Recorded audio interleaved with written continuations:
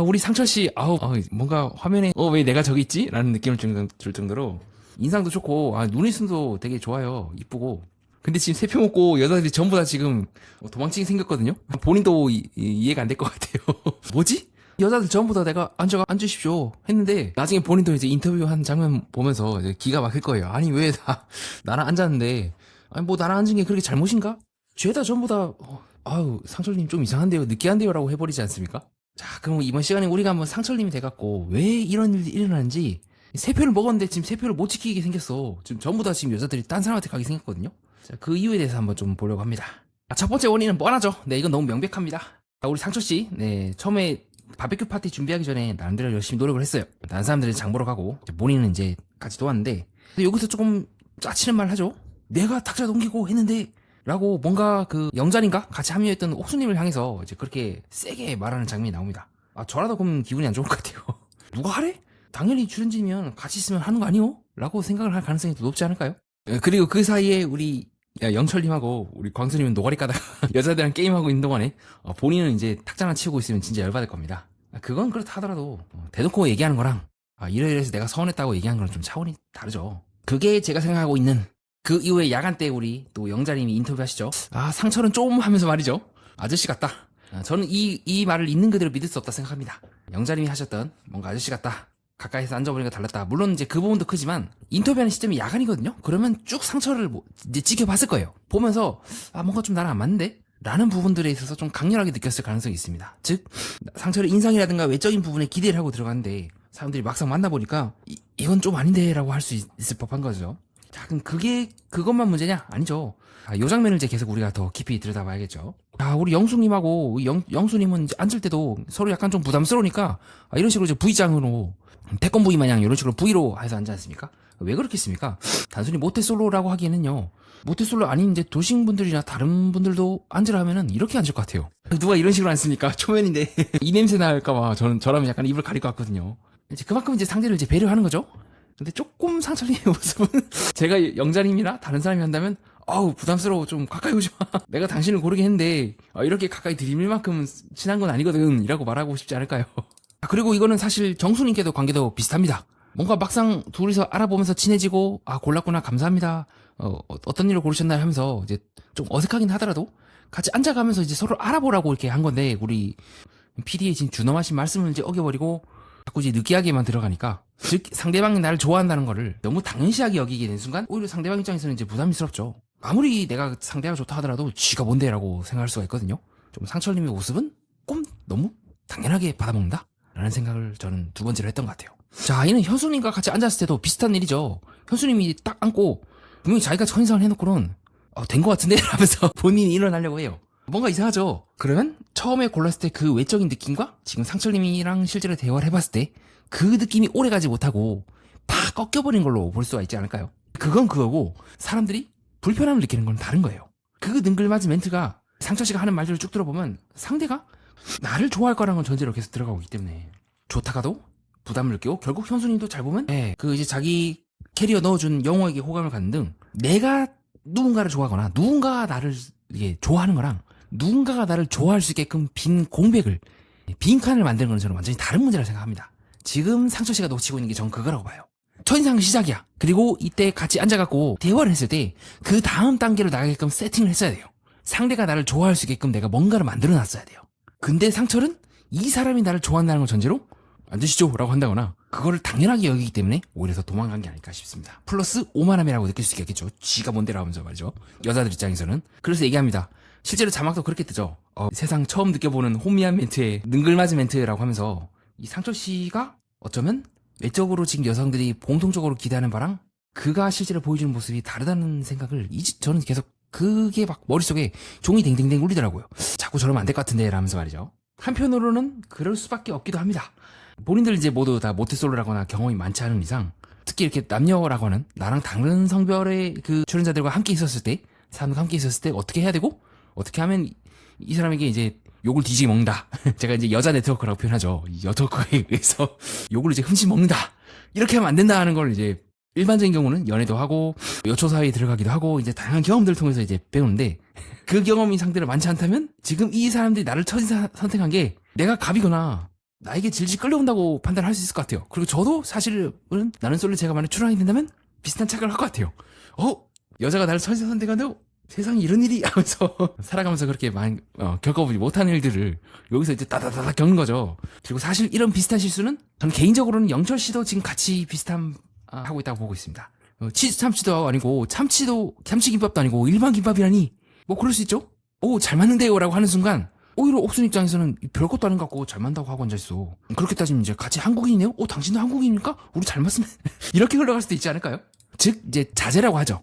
상대방이 날 좋아한다는 걸 인식하고서도 그거에 대해서 내가 섣불리 반응하지 않고 한 단계 반응을 뒤로 늦추는 연습을 해야 되지 않았을까라고 하는 게 좀 아쉬워요. 마시멜로라고 하죠. 이 어린애들을 보면은 그 막 실험들 같은 데 보면은 어떤 애들은 마시멜로 딱 갖다 주면은 바로 이제 입에 탁 넣고 어떤 얼라들은 이제 참지 않습니까? 그래서 그것들을 통해서 우리가 이제 왜 이 아이는 참는지 왜 이 아이는 안 참는지를 통해서 어떤 아이들은 되게 충동적으로 빨리 먹는데 어떤 아이들은 좀 참고 뒤를 좀 보는구나. 어릴 때부터 그게 좀 이제 보이는구나 라는 그 실험이 있는 것처럼 지금 여기도 마찬가지예요. 오히려 상대방이 나에게 어떤 반응을 하면 할수록 내가 뒤로 물러나야 돼요. 그 상대방은 그 상대방이고 나는 나야. 근데 여기서 그것을 착각해서 상대방이 이렇게 나왔으니까 나도 이렇게 표현해도 되겠지. 얘가 날 이렇게 표현한 게 당연하니까 나도 얹어야겠다고 하는 순간 이제 엎어지는 거죠.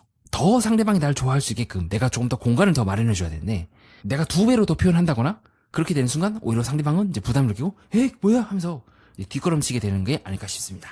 물론 지금 옥순이 정말 영철님께 이제 기분이 상했는지 어땠는지는 이 방송상으로 안 나오긴 해요. 이제 다음 화 봐야 알겠죠. 그래서 이제 다음 첫 데이트 상대가 누군지 그리고 만약에 설령 영철님을 선택한다 하더라도 그냥 첫인상이기 때문에 또 골랐을 수도 있고요. 더 알아보려고 했을 수도 있고 저는 조금 이런 부분에 대해서 왜냐면 이 김밥 드립을 딱 치고 바로 옥수님이 일어나갖고 이제 가려고 하거든요. 그게 조금 마음에 걸리긴 합니다. 그리고 조금 더 명백하게 그 사례를 이제 증명해준 사례는 이제 상철님이죠. 지금 정숙님 빼고는 지금 2명 다 도망갔어요. 정숙님도 지금 어떻게 나올지 모르겠어요. 너무 빨리 일어나려고 하거든요. 방송상에서 놓고 보여주면 모습만 놓고 봤을 때는 미방 풀리면 또 모르겠는데 다만 조금 정숙님은 상철님에 대해서 나쁘지 않게 볼 가능성이 있어요. 왜냐하면 그녀가 지금 보는 시선이 상철이 어떤 외모라든가 그런 게 아니라 상철이 말한 걸 통해서 지금 호감이 있었다잖아요. 다른 앞에 있는 영재라든가 이런 분들은 눈 있으면 예뻤다 이런 식으로 외적으로 내가 봤을 때는 사람이 인자하고 푸근한 인상일 것 같은데 실제로는 그게 아니다라고 해서 오히려 실망을 했다면 반대로 지금 정수님 같은 경우는 상철님이 실제로 말하는 걸 듣고 그 사람의 화법이나 그런 것들이 나쁘지 않았다고 하는 거 봐서는 조금은 가능성이 더 있어 보이지 않을까라는 것이 현재까지 저의 생각이긴 합니다. 물론 저는 이 상철님이 하고 있는 그 실수나 이런 것들이 뭐라고 해야 되죠?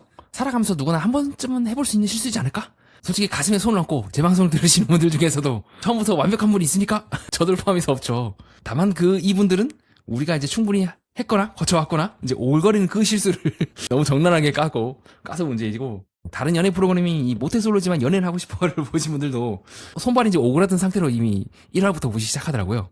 보면서 오그라들면 너무 힘드니까 미리 이제 오그라놓고 시작을 하는 거죠. 마치 그 여자친구나 와이프 분들이 갑자기 남자친구가 평소에는 남편이 밥상 차려! 이래놓고는 갑자기 어느 순간 꽃을 사준다? 뭔가 심각한 실수를 했구만. 뭔가 나한테 잠수를 했기 때문에 갑자기 저렇게 낭만적으로 자상하게 대하는 거겠지라고 의심하는 것처럼. 자, 어쨌든 지금 상철님이 하고 있는 그 실수는요. 인터뷰상에서도 미묘하게 그 기운을 드러내긴 합니다. 자, 우리 상철씨가 위에 있는 유튜브 자막에서 나온 것처럼 자신이 이제 모태솔로라고 하는 그 프레임에 대해서 상철하기보다는 짜증이 났다고 하거든요. 근데 상철은 짜증을 이미 1화 2번 냈죠. 여기서도 되고 아까 탁자 옮을 때도 됐고 2번이나 이 짜증을 냈단 말입니까? 그리고 모태솔로라는 게 나쁜 건 아니에요. 그렇다고 해서 잘하는 것도 아니에요. 물론 그것이 이제 본인의 선택에 의해서 뭐 영심이나 아니면 다른 분들처럼 이러이러해서 내가 연애할 시간이 없었다 진짜. 그리고 실제로도 그럴 만큼 치열하게 살아오셨다 한다면 그리고 연애라든가 그런 사람을 찾는 것보다는 내가 인생에 해야 되는 과업이 더 크다. 그러면 이제 납득이 되죠. 근데 그런 것들을 얘기하는 것도 아니고 상철 씨는 그냥 짜증이 났대. 즉 뭐냐면 나를 그렇게 보는 그 시선에 대해서 내가 오히려 그 사람들을 똑같이 되돌리고 있는 거죠. 그렇지 않겠습니까 여러분? 그래서 제가 드는 생각이 있다면 빌런 요주 인물이다. 뭔가 위험하다. 저도 짜증을 되게 잘 내고 저도 되게 살면서 실수를 많이 했지만 자 그것과는 별개로 상철 씨에게서 외적인 모습뿐만이 아니라 내적으로도 조금 저랑 비슷하다는 생각을 좀 하게 됩니다. 뭔가 조금 위험해요. 그러니까 애매해요. 그리고 또 재밌는 게 있다면 이제 상철 씨가 잘 보니까 이 시골에서 올라오셨더라고요. 인터뷰한 장면 못 넣고 보니까 그럼 다리가 잘 보니까 쩍버리네요. 물론 이제 약간 체격이 있어서 다리가 잘 안 오므려질 수 있는 거긴 한데 근데 그렇게 따지면 전부 다 쩍버려야 돼요. 근데 실제로는 그렇지 않죠. 마치 여러분들 지하철에 탔을 때 옆에 있는 아저씨가 이 쩍벌로 앉으면 정말 이 기분이 안 좋거든요. 슬쩍 제가 밀어도 다시 절 역으로 밀어요. 하면서 헛기침 하면서 지금 그 느낌이거든요. 반대로 영철 씨도 체격이 있지만 양손은 딱 오므려져 있고 되게 공손하죠. 자세가 일자로 되어 있고. 그러니까 이거는 진짜 허벅지가 굵으셔서 영철 씨는 운동을 했기 때문에 좀 이해가 돼요. 근데 상철 씨의 이 자세는 조금 애매하다. 물론 발끝은 들려 있습니다. 네, 긴장을 좀 했죠. 이런 디테일한 부분들, 네, 정신분석 매니아만의 디테일한 부분을 통해서 우리가 왜 그 사람이 어떤 마음가짐으로 이 인터뷰상에서도 있는지를 확인할 수가 있는 지점이기도 합니다. 자, 그리고 네, 상철 씨가 그렇게 얘기하죠. 남경 이제 씨가 아니 왜 연애를 못했냐? 이 남경 PD와 같은 이 맞은편에 앉은 사람이 어떤 말을 하는 것도 되게 중요하거든요. 원인이 뭐예요? 지역이 좁아서 그런가라고 딱 던져요. 이거를 왜 던졌겠습니까? 나는 솔로도 오래된 프로그램이잖아요. 이유 없이 이 말을 넣진 않아요. 물론 이제 1시간 동안 쫙 인터뷰를 하면서 다양한 정보들을 취합을 하겠지만 왜 원인이라는 걸 물었을까요? 저는 그렇게 생각해요. 너가 모태솔로인 원인이 네 안에 있다 생각하니 네 밖에 있다 생각하니 그거를 판단한다 생각해요. 그래서 이때 상철 씨가 그렇게 얘기하죠. 이성이라 생각하면 고장나버린다. 뚝딱거린다. 그리고 동시에 여기서 제가 만약에 이제 면담을 하는 인터뷰를 한다면 살짝 웃었을 것 같아요. 환영합니다. 인재가 들어왔네요. 자, 왜 그러냐면요. 일반적인 경우라면 사람이 최소한의 겸손을 통해서도 내가 좀 부족해서 매력적이지 않은 것 같습니다라고 해요. 그럼 이 사람은 적어도 바뀔 의향이 있어요.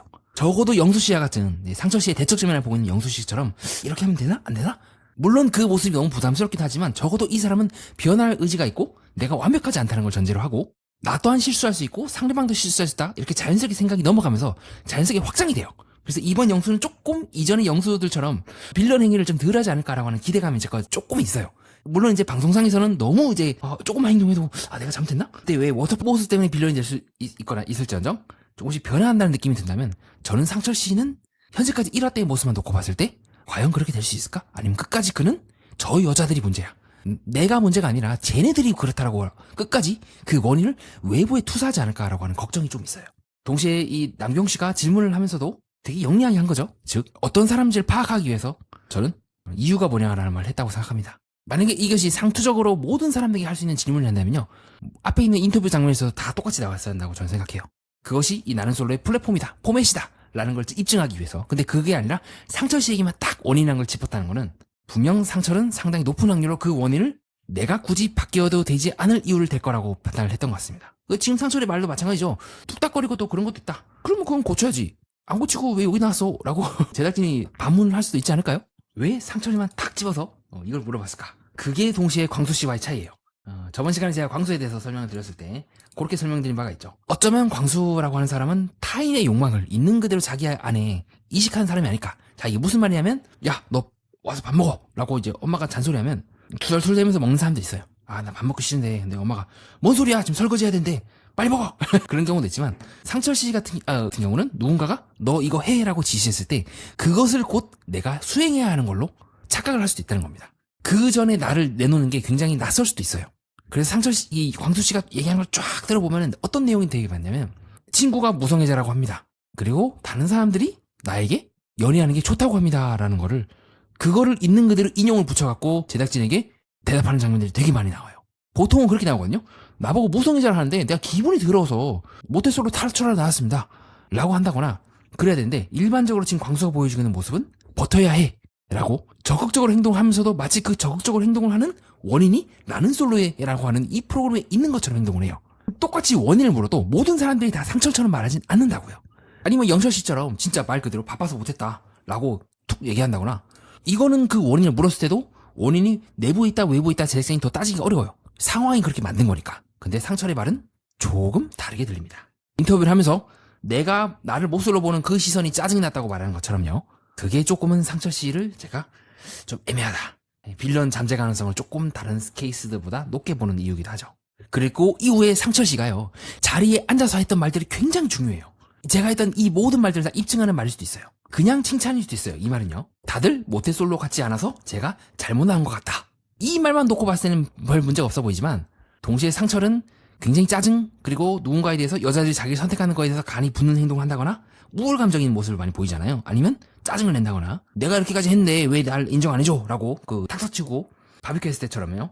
그러면 그 우월감이 동시에 열등감으로도 전환이 될 수 있지 않을까요?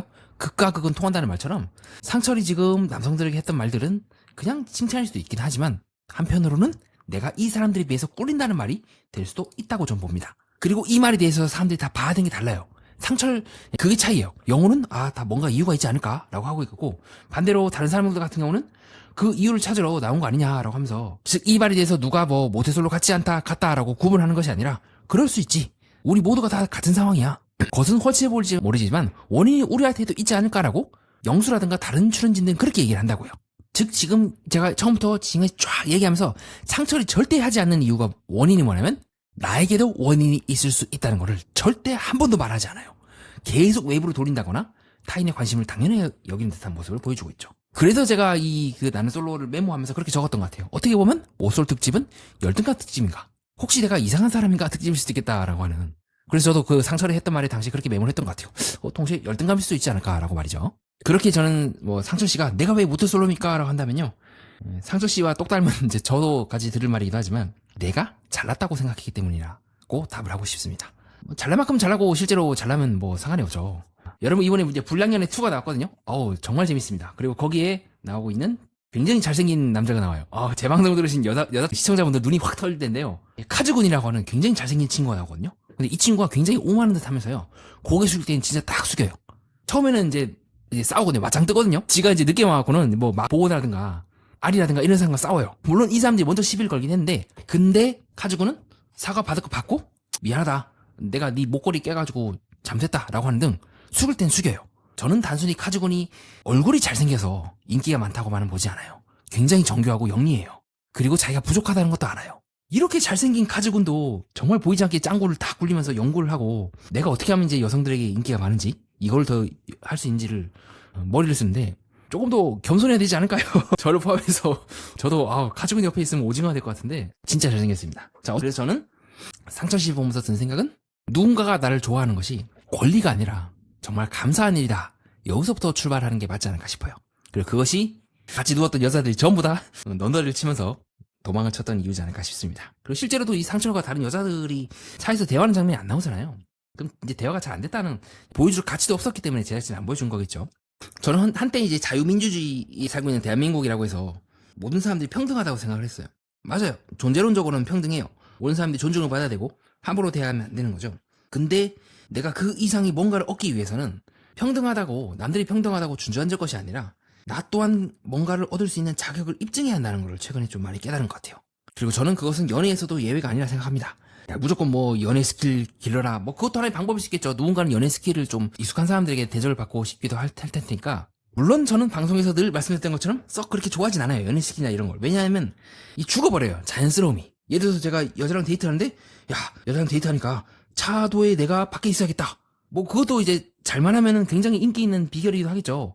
우리 하트 시그널의 이 잘생긴 우열 씨가 지금 연애하고 있는 우리 유경 씨와 그 당시에 데이트를 했을 때 그런 이제 센스 있는 모습을 방송 중에서 보여주긴 합니다. 근데 저는 그게 메인이 될 수 없다 생각해요.